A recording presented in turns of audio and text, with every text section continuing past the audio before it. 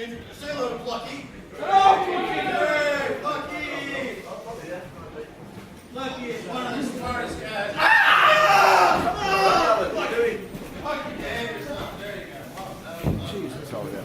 So Plucky is really here. He's the quintessential customer of George Osborne. If you notice, he's been almost bumped to death. You're not very. We're going to ask Plucky a series of questions later. We'll get into a nice little place of right there. Behave yourself, Plucky. Now, as you know, the gathering this evening is about this film, which we're going to all watch in a few minutes. Peter Bach is the director, and it's about the NHS. It's about the sell-off of the NHS, what's happening to the NHS. This is a project that is coming together in real time. This is actually not the completely, it's not the finished version. It's kind of like you could call it a rough cut, and we're going to get that coming here momentarily. Before we do, I wanted, as we get this technology sorted, I'm kind of actually the interim act. If you figured that out already, I'm just filling time here, but I'm hoping that you're getting something out of this. I want to demonstrate a 2-minute version of a very historic event in the world history, and really as a metaphor for our global situation of being plagued by this locust of bankers that we deal with on a daily basis. So I'm going to reenact for you basically a 2-minute version of 9/11, going back to the events of 9/11. This is, I'll tell you up front, it's a highly controversial bit of theater I'm about to do, but I think we can all take it here in Manchester. Is there somebody who would, are you ready for controversy? You might be a little bit controversial. But I'll give you the 2-minute version. I need to borrow a lighter, someone in the audience. Anyone with a cigarette lighter? I saw so many lighters earlier. Okay, here we go. Thank you, sir. So the problem with the banking system basically is that we've bred a generation of parasitical bankers that have no real value of human life, no real value of any sort at all. And we saw this on 9/11. Based on evidence now that's been pieced together through careful scrutiny and research by myself as an investigative journalist and researcher, I pieced together the events of 9/11. So I'm going to travel back through time now to beautiful blue sky in Manhattan on September 11, 2001. And out of the sky here is a jet airline. You have to imagine this being a jet airline. So here it comes. Dun dun dun dun dun dun dun dun dun dun dun dun. Menacing. Oh, it's so menacing. Dun dun dun dun. Wait, it's off course. It's not going in the right direction. Oh my God, it's heading for New York. Dun dun dun dun dun dun dun dun. And here, of course, is the North Tower. And comes to the North Tower. Oh my God! Oh, it's happening! It's all going down! North Tower is exploding!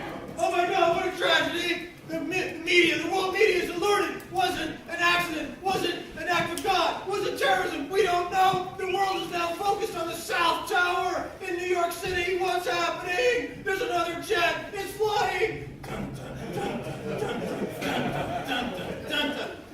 Now, here's the thing about the South Tower. Inside are brokers, specifically Morgan Stanley.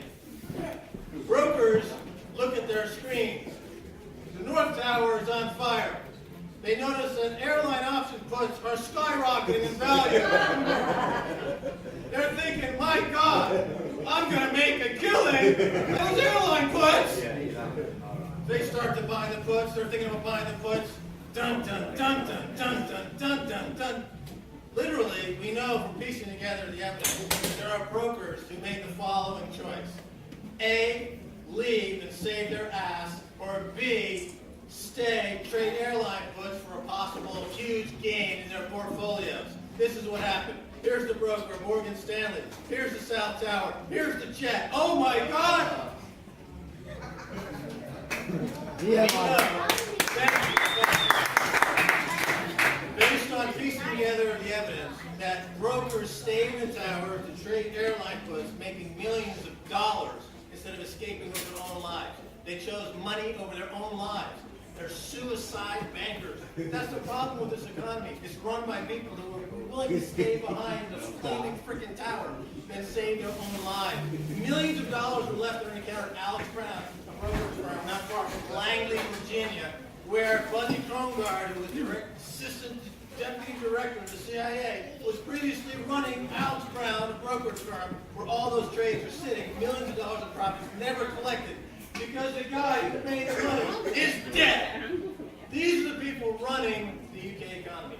This is Mark Carney's mentality. This is the guys who are HSBC's mentality, who, by the way, was caught laundering billions of dollars worth of Mexican drug money. Not only that, but I believe in this country. Hey, hello, I'm Lucky. Hello, there. Hello. We'll get that done later. So, in this country anyway, they list Hezbollah as a terrorist organization. Was HSBC, in fact, laundering money for Hezbollah? Yes! Is that obviously financing terrorism? Yes. Are they financial terrorists? Yes. Do they get huge bailouts from the government? Yes. So there you have it, ladies and gentlemen. It's a very simple situation. Now, that's basically my part of the program. I'm going to turn it over now to Peter Bach, who's made this incredible film. We've helped to fund the film on my crowdfunding site called StartJoin, which you can go to and find out more about that. You put up £1, £5, £10. It's kind of a group effort, which is it was doing really, really well. He's been on my show, The Keiser Report, talking about this film. And in the film, I think you will see some startling revelations about how the NHS, which is incredibly valuable to this country, worth $100 billion a year in this economy, is being picked apart by private contractors and suicide bankers in a way, the same people that would do what I just demonstrated are not really attacking the NHS. So on that, I will now introduce Mr. Peter Bach.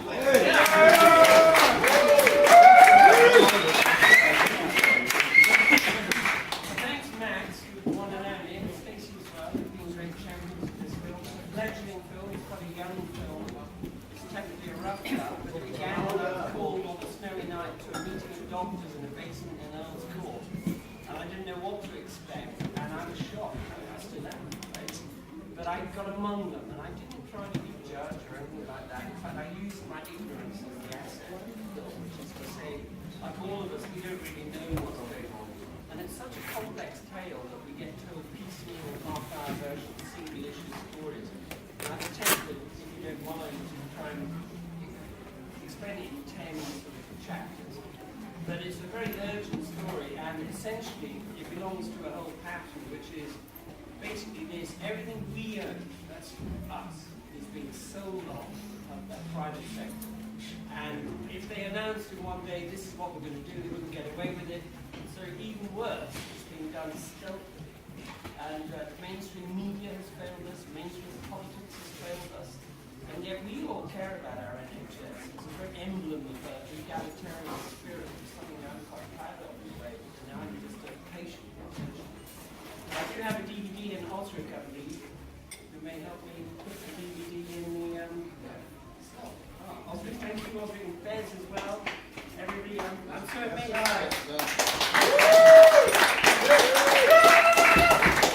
Such a handsome commendation of you all that you show such swiftness of foot and flexibility and suddenness to be able to do this. And I thank you very much for being here. Thank you. Yes,